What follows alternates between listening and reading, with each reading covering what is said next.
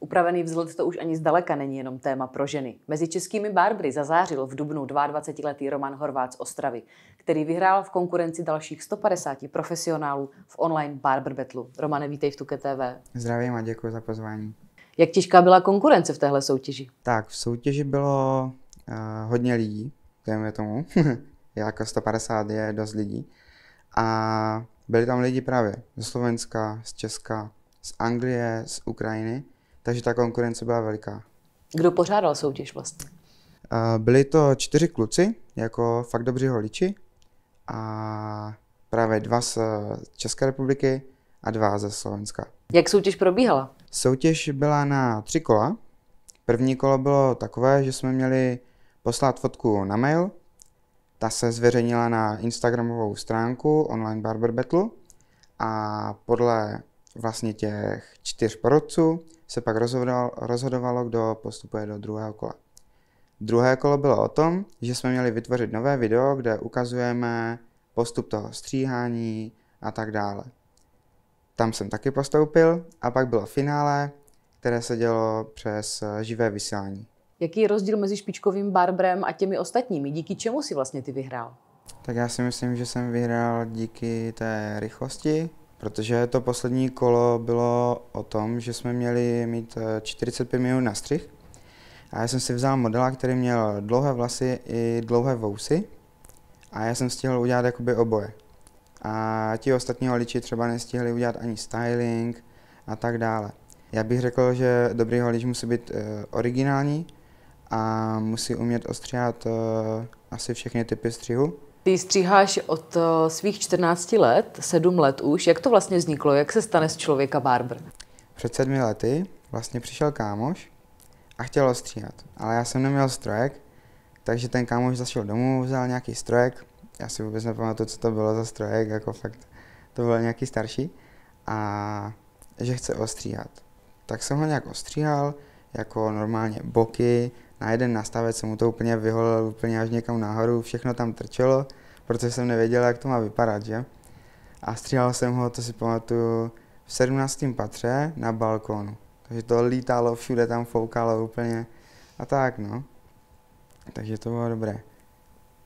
A tam si zjistil, že tě to baví, že s tím chceš pokračovat dál a rozvíjet to? Jo, ten kámoš chodil pak jako častěji a jednou přinesl fotku a já jsem nevěděl právě, jak to mám udělat.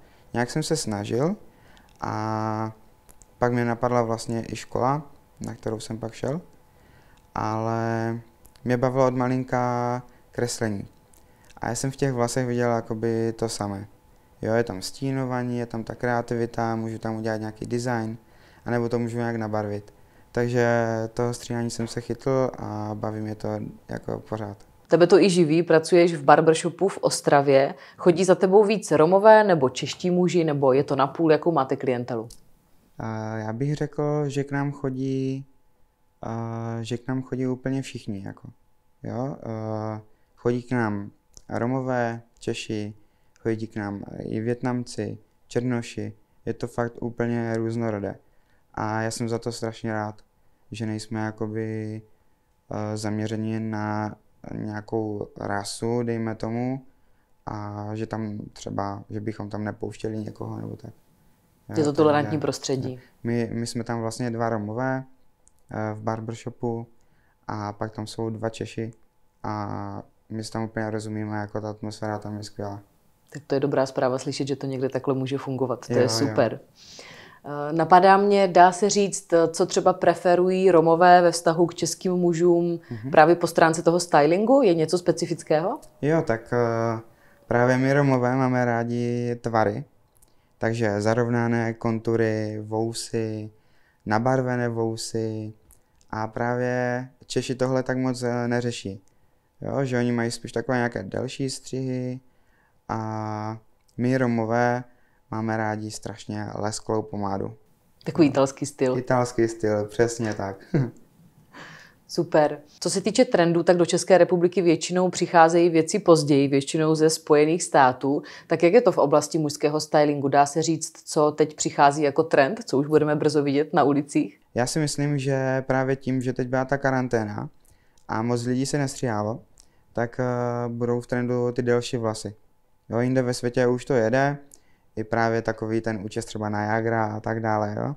Takže to si myslím, že pojede a právě to bude třeba vypadat dobře s touhle sklo pomádou. Už si to představuju. Je něco, čemu se ty nejradši věnuješ, co tě nejvíc baví stříhat? Asi to budou kreativní věci hodně. Jako jsem pro všechno, ale jsem hodně kreativní a to jakoby potřebuji asi tu kreativitu, takže vyhledávám nejvíc tohle. Takže když ti řekne zákazníku, dělejte, co chcete, tak je to ideální. Jo. To je asi si myslím nejlepší, protože se stává i někdy, že přijde kluk, který má jakoby rovné vlasy a ukáže mi fotku, kde jsou úplně kudrnaté ty vlasy. Jo, a tam už to pak musíte vysvětlovat, že to nejde. Takže nejlepší je úplně, když to nechá na mě a já mu vlastně udělám účes přesně na ten jeho tvar hlavy i na ten typ vlasu. Určitě jsou mladí kluci a holky, které baví stříhání, ale třeba ne každý se dostane na tu profi úroveň do barbershopu. Jaká byla ta tvoje cesta? Moje cesta byla taková, že se mi ozval jeden neznámý kluk, jmenuje se Aleš, a právě, že by měl pro mě práci, jestli bych nechtěl pracovat v barbershopu. A mně se to zrovna nějak jakoby hodilo, ta práce, a tak jsem se s ním sešel. Ten salon ještě nebyl hotový, byla tam jen malba a byl tam právě Ice Cube, pak tam byl Elvis Presley a tak dále. Mně se to strašně zalíbilo a hned jsem mu řekl jako ano. A to je barbershop, ve kterém pracuješ do dneška? A to je barbershop, ve kterém pracuji, ano. Kdyby si měl poradit nějakým mladým, talentovaným, šikovným klukům a holkám, kteří třeba chtějí stříhat, jak pracovat na své kariéře? To asi řeknu přímo vám. A já bych vám chtěl poradit, ať hlavně zkoušíte, ať se nebojíte třeba kudrnatých vlasů nebo rovných. Zkoušejte fakt jako úplně všechno a nebojte se. Stříháš i děti? Jasné, stříhám a stříhám rád. Já mám dobré to, že mě mají děti rádi, takže mi nebrečí, neřvou, nehýbou se a nechovají se normálně stříhat, baví se se mnou a tak no. A třeba u dětí, co je teďka moderní nebo frčí, nebo co často stříháš?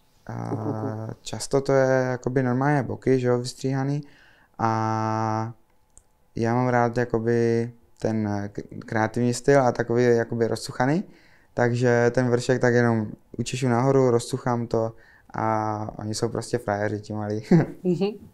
Jaké jsou tvoje ambice? Jsou to nějaké další soutěže nebo vlastní salon, nebo třeba dámské kadeřnictví? No, mé ambice jsou takové, že bych chtěl v budoucnu stříhat i ty dámské vlasy. Jo? Chci být holič, který umí ostříhat právě všechny ty typy vlasů, ať jsou dlouhé, krátké, kudrnaté, rovné. Určitě bych chtěl i svůj vlastní salon, ale není to tak lehké. No. Sehnat lidi, kteří se mnou budou pracovat, budou fajn, a hlavně sehnat jako dobrý prostor a ty věci do toho, to nestojí málo. Tak budeme určitě držet palce, až budeš stříhat i ženy, tak já ráda přijedu. Děkuju a něco vymyslíme. Výborně. Děkuji moc za rozhovor, držíme palce. Já taky děkuju. A s váma se těším na další díl pořadu Tuke Talk. Nezapomeňte odebírat náš YouTube kanál a náš Facebook a mějte se krásně. Mějte se.